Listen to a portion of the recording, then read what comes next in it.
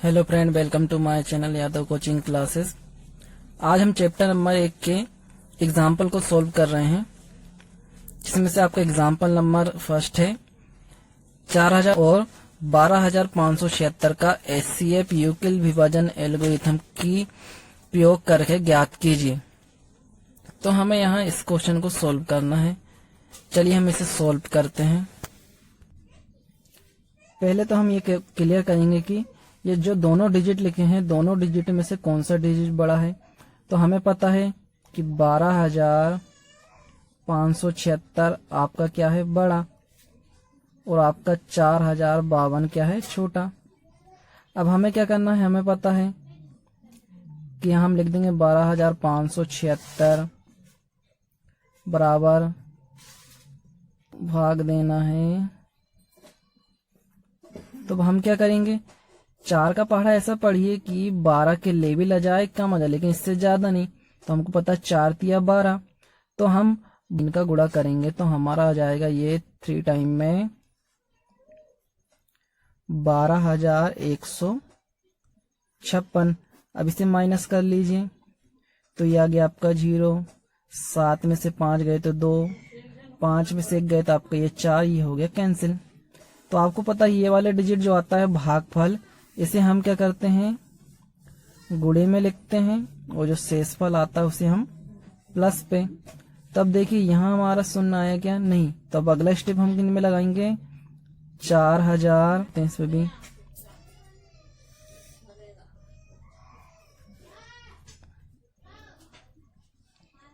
तो जब हम इस पे भाग देंगे तो हमें 4 का पहाड़ा ऐसा पढ़ना है कि 4 आ जाए।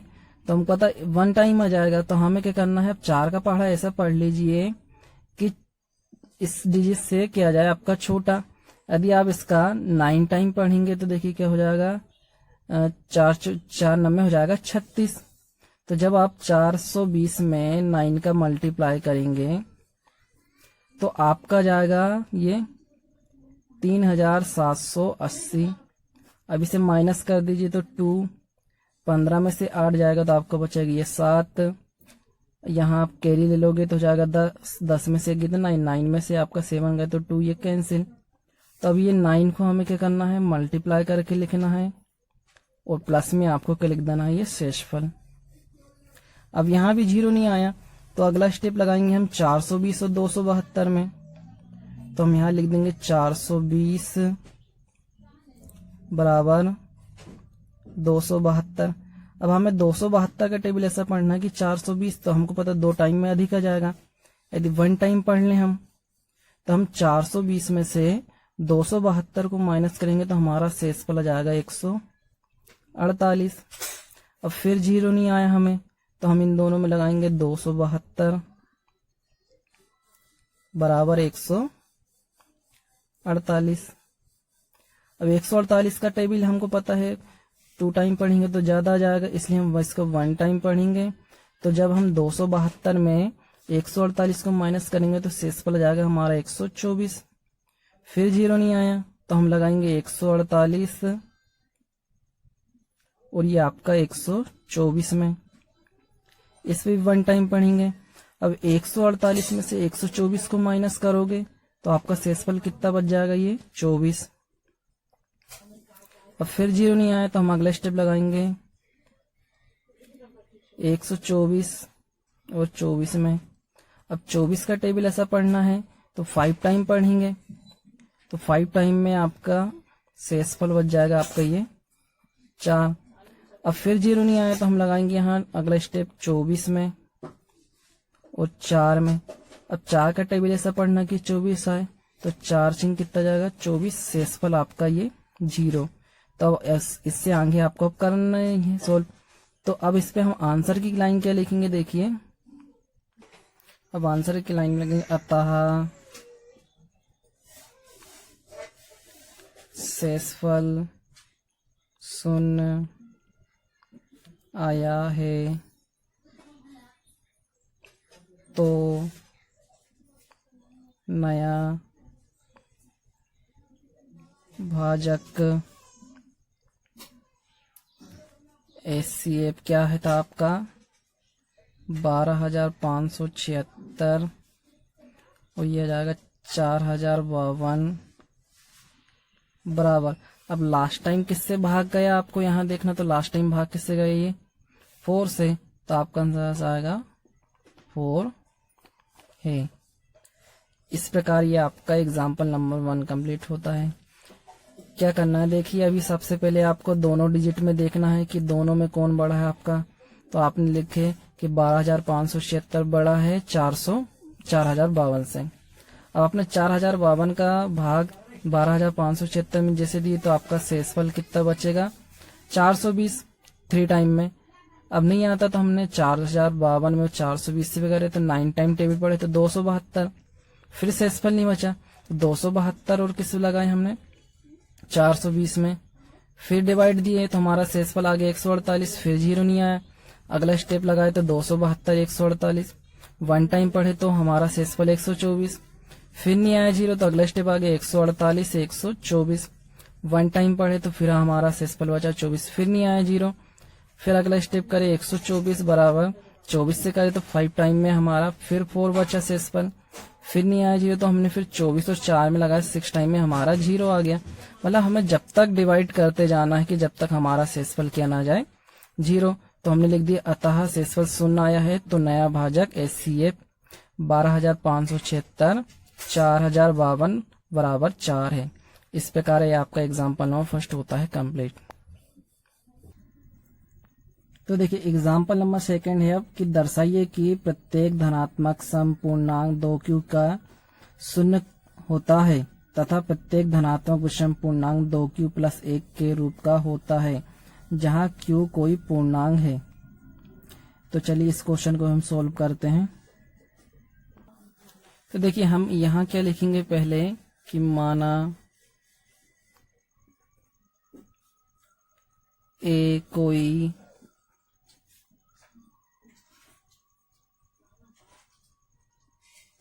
धनात्मक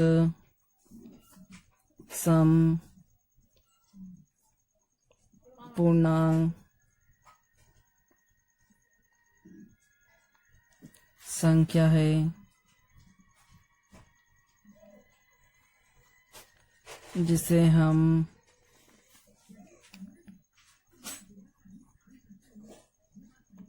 यूक्लिड विभाजन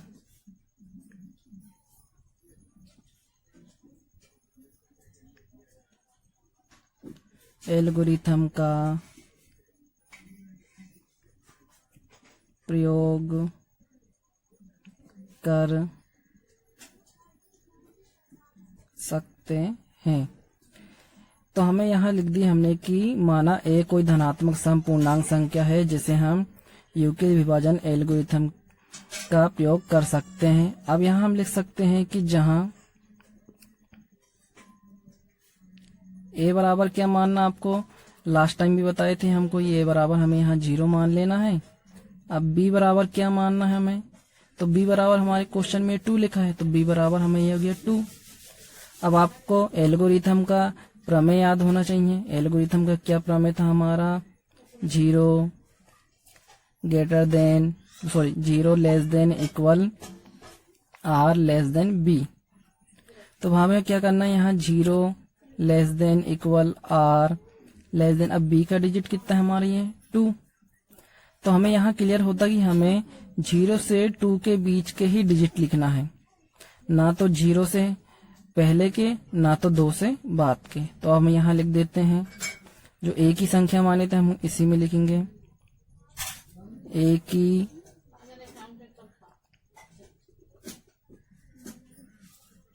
संख्याएं क्रमशः।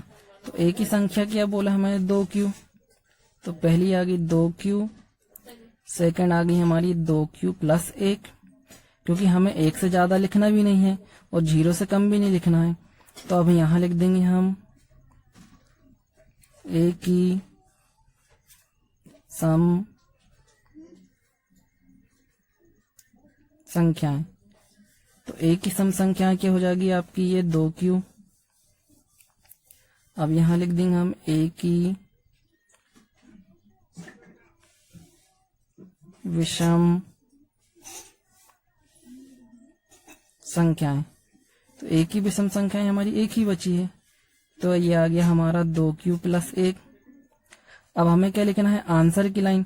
तो आंसर की लाइन क्या लिख देंगे, अब देखिए, अतः कोई धनात्मक सम पूर्णांक 2q-1 के रूप का होता है। इस प्रकार ये एग्जाम्पल नंबर आप 2 कंप्लीट कर सकते हैं। क्या करना है हमें, इस पे क्वेश्चन में बोलता कोई धनात्मक विषम समपूर्णांक, तो हम लिख दिए माना एद कोई धनात्मक समपूर्णांक संख्या है, जिसे हम यूक्लिड विभाजन एल्गोरिथम का प्रयोग की सहायता से हल कर सकते हैं। जहां a बराबर हमें 0 मानना है, b बराबर 2। हमने एल्गोरिथम का एक कथन लगाए, इसमें रख दिए मान हमने b के स्थान में 2।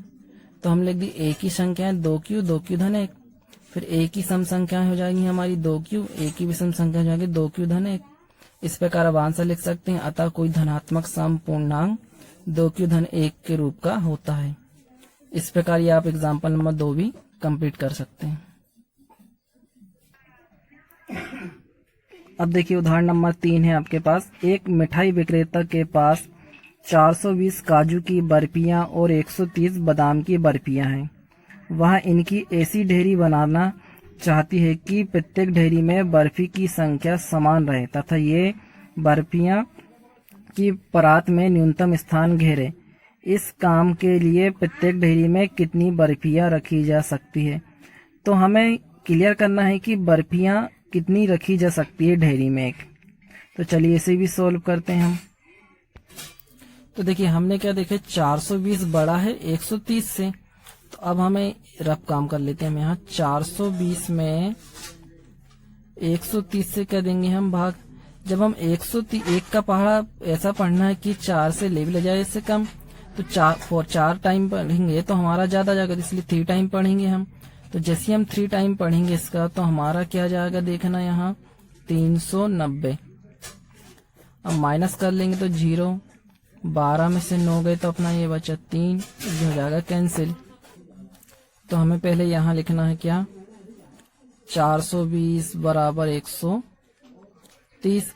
तो हमें पता है 3 टाइम में कितना आया हमारा, यहाँ शेषफल हमारा आ गया ये 30। अब हमें अगला स्टेप क्या लगाना है, 130 और 30 पे।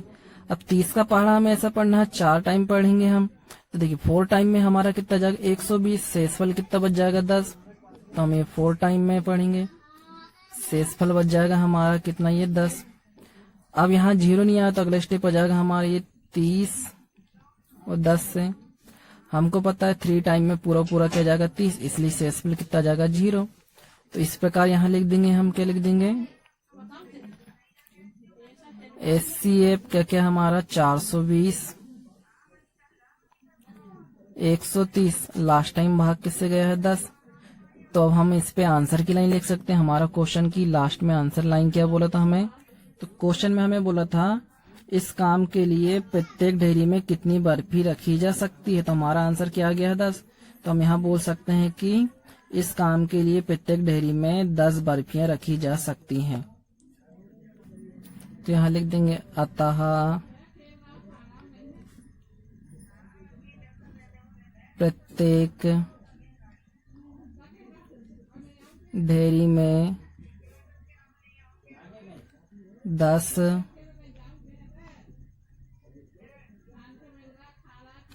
बर्फियां रखी जा सकती हैं। तो इस प्रकार ये आपका एग्जाम्पल नंबर 4 भी होता है कंप्लीट। देखिए सिंपल सा है, 420 में आपको क्या करना है, भाग देना है 130 में, 3 टाइम जाएगा तो शेषफल आपका 30 बचेगा। इसी प्रकार आप 130 और 30 पे लगाएंगे तो 4 टाइम में जाएगा आपका 120 शेषफल बचेगा 10। अगला स्टेप 30 और 10 पे लगाएंगे तो आपको 3 टाइम में पता है क्या जाएगा 30, शेषफल 0, तो आप लिख सकते हैं एचसीएफ 420 120 130, तो आपका जाएगा 10, तो ऐसा लिख सकते हैं आप आंसर में। अतः प्रत्येक डेयरी में 10 बर्फियां रखी जा सकती है। तो इस प्रकार आपका ये एग्जाम्पल नंबर 4 भी होता है कंप्लीट। एग्जाम्पल नंबर 6 है, संख्याओं 6 और 20 के अभाज्य गुणनखंड विधि से हमें एचसीएफ और एलसीएम ज्ञात करना है। चलिए तो इसी भी सॉल्व करते हैं।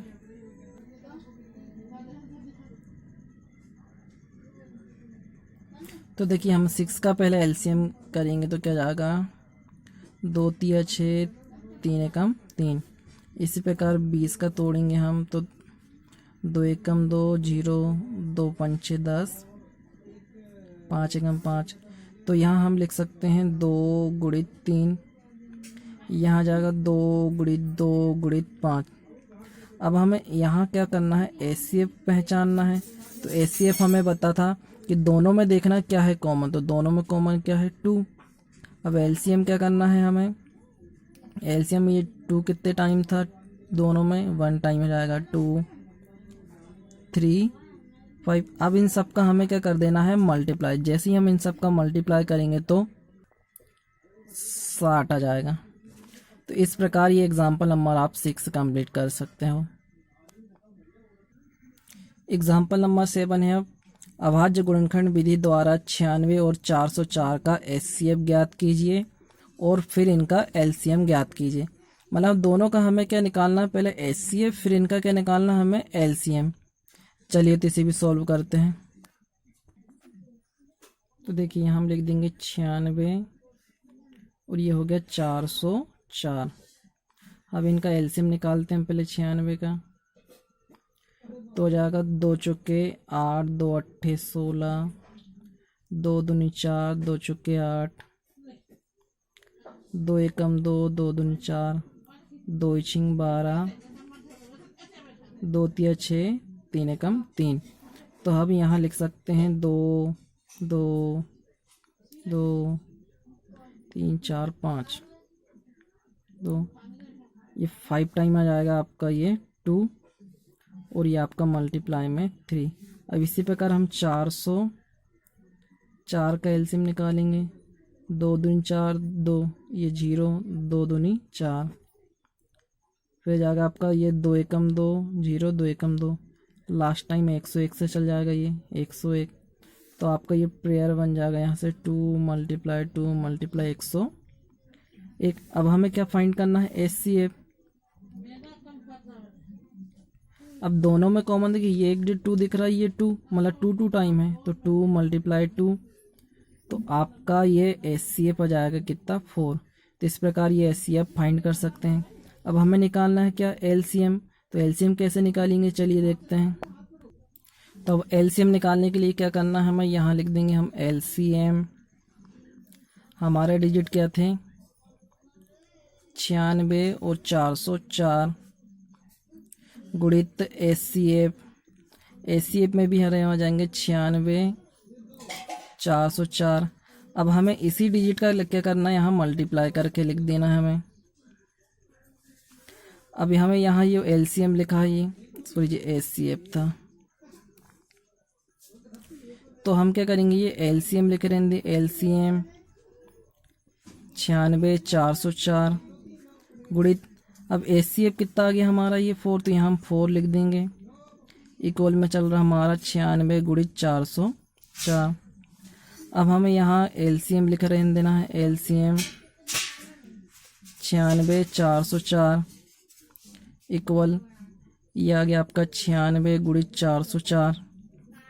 ये आपका गुणे में है तो अपोन में आ जाएगा। अब इसको कैंसिल कर देंगे, 4 1 जा 1, 4 1 जा 1 0, 4 1 जा 1। अब अगला स्टेप आपका क्या जाएगा यहाँ से एलसीएम 96 404। अब आपका यहाँ क्या बचा है 96 गुणित 101। अब इन दोनों का हम मल्टीप्लाई कर देंगे।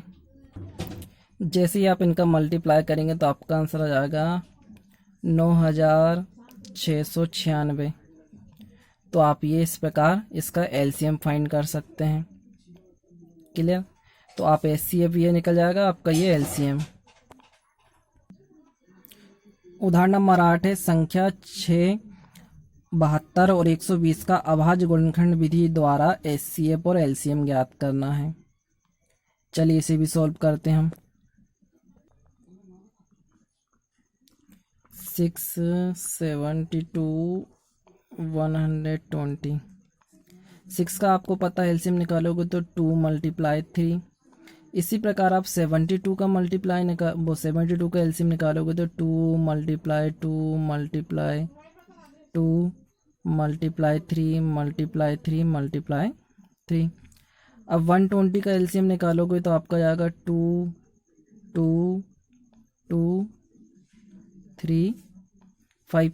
अब हमें क्या फाइंड करना है इसमें, HCF पहले।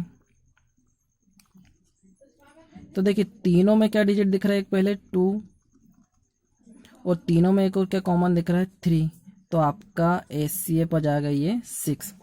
अब इसमें हमें LCM फाइंड करना है।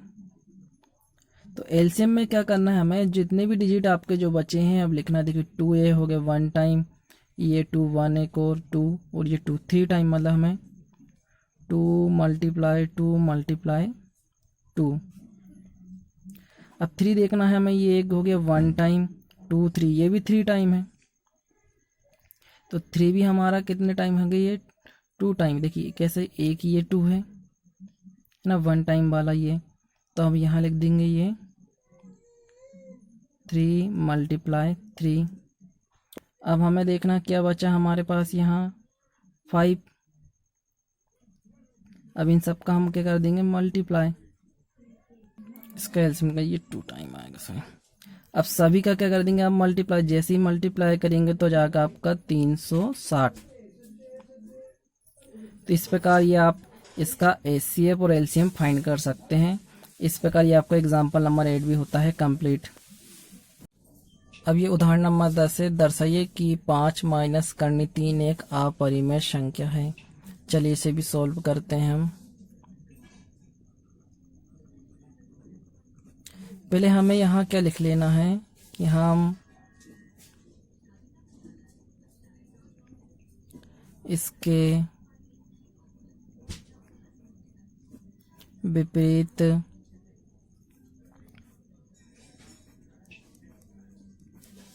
मान लेते हैं कि 5 माइनस करनी 3 एक अपरिमेय बोला, तो हम यहाँ क्या मान लेंगे, परिमेय संख्या है।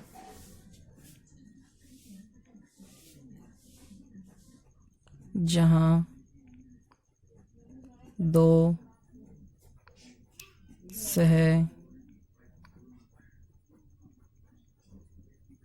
अभाज्य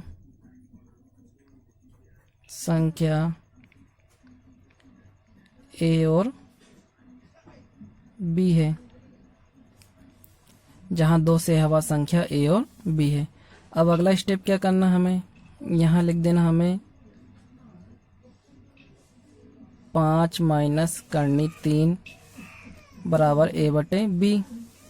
अब हमें क्या करना है, यहाँ करनी 3 लिख रहने दीजिए, यह डिजिट आपका यहाँ जाएगा तो हो जाएगा 5 माइनस A बटे B।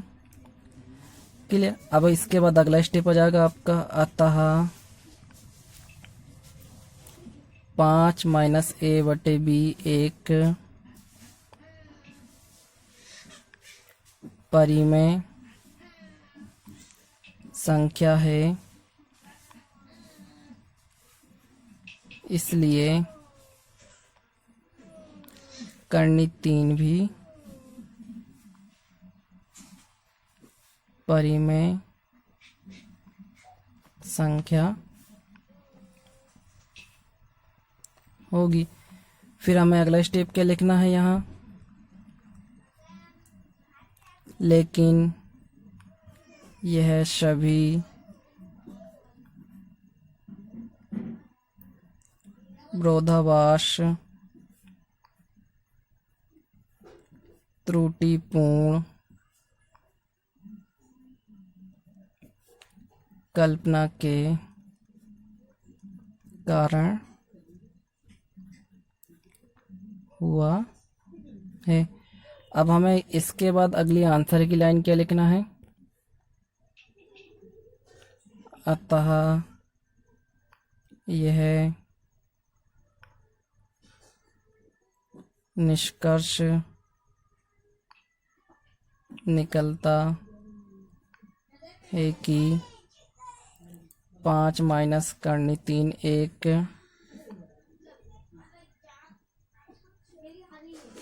अपरिमेय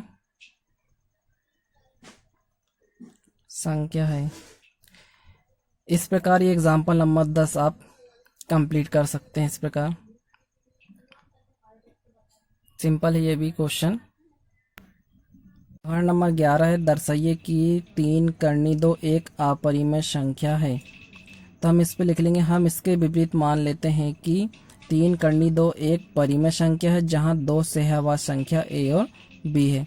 अब अगला स्टेप क्या करना, हमें यहाँ लिख देना है 3 करनी 2 बराबर a बटे b। अब करनी 2 के सामने 3 काय में है आपका मल्टीप्लाई में, तो ये अगले स्टेप में क्या में आ जाएगा आपका अपोन में। अब यहाँ लिख देंगे हम क्या, अतः 1 बटे 3 भी एक परिमेय संख्या है, इसलिए करनी 2 भी परिमेय संख्या है। अब अगला स्टेप आपको पता ही क्या लिखना है कि लेकिन यह सभी विरोधाभासी त्रुटिपूर्ण कल्पना के कारण हुआ है, और लास्ट में आता यह निष्कर्ष निकलता है कि 3 करनी 2 एक अपरिमेय संख्या है। चलिए इसे भी लिख देते हैं। तो हम ये नीचे यहाँ लिख देंगे, लेकिन यह सभी विरोधाभासी त्रुटिपूर्ण कल्पना के कारण हुआ है। अब आ जाएगी लास्ट की लाइन आपकी, अतः यह निष्कर्ष निकलता है कि 3 करनी 2 एक अपरिमेय संख्या है। इस प्रकार आपके एग्जाम्पल होते हैं कंप्लीट।